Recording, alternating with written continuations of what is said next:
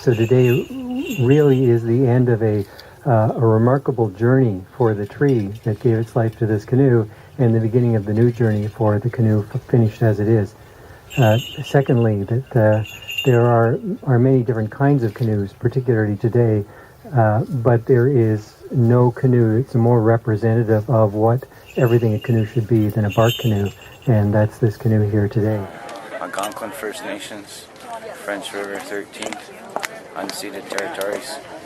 Unceded territories is the land that we're from, that we have no Canadian government claim. But what we witnessed here is the launching of a grandfather canoe. And the ceremony that is taken through with this is taught by the elders.